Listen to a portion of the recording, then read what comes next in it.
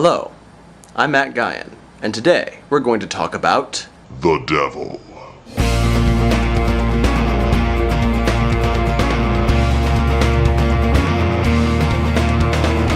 Well, okay, maybe not literally the devil, it was more like one of the devil's minions, but Devilish by Maureen Johnson, that's what we're reviewing today. This book was strange.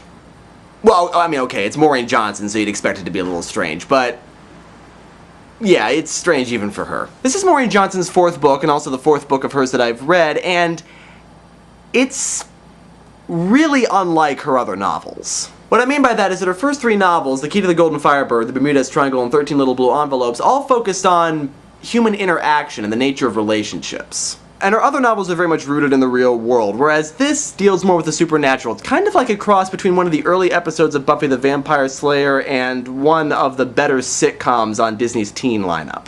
Which is to say that it was entertaining and I enjoyed reading it, but there wasn't a lot of the substance that I've come to expect from Maureen Johnson's novels. This was more of the lighthearted, silly side of Maureen. You know, her Twitter persona. And I'll admit to being a little disappointed, but my disappointment has nothing to do with the quality of the writing or the story. It has to do with expectations, like I talked about on Wednesday. I was expecting something a little bit more substantial, maybe a little bit less literal with the selling of the soul. This is a story of an all-girl Catholic school, two girls at the school in particular, Jane and Allie, who are best friends but are very unpopular at this school. But then Allie gets a new friend in Little named Lanolly, and all of a sudden she is stylish and eloquent and popular and has all sorts of nice things and has all but forgotten about Jane. But then Jane soon discovers that Allie has in fact sold her soul, and now she has to fight to get it back.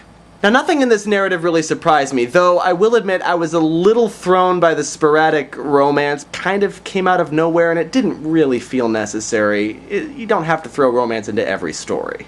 There were two really strong aspects to this story. The first is the friendship, the strength of the friendship between Allie and Jane, which leads Jane to risk her own life and her soul for the sake of saving her friend. And the second is Jane's former relationship with her ex-boyfriend, which she sees as the perfect relationship, but throughout the novel she starts to learn that it really wasn't all it was cracked up to be.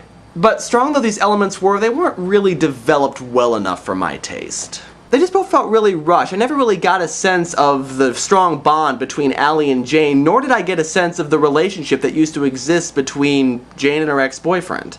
But for all that, this is an unpretentiously silly novel. It doesn't try to pretend to be something it's not. It's entertaining and light. It doesn't try to pretend to be something deep or profound, and in the end, it's not. The whole thing is pretty forgettable, but it's worth one, maybe two reads. On the worth meter, I'd give it a solid worth borrowing. It won't change your life, but it might give you a chuckle here and there. And that does it for this book review. Until next time, remember, never use hot wax to soothe enraged lobsters. I don't know that from experience, but yeah. Some sort of aspect of real life. God, that's not what I want to say at all. Relationships and the nature of human interaction. See, that's much more eloquent. Never use hot wax to soothe enraged lobsters. What a strange sentence. Never use hot wax to soothe enraged lobsters.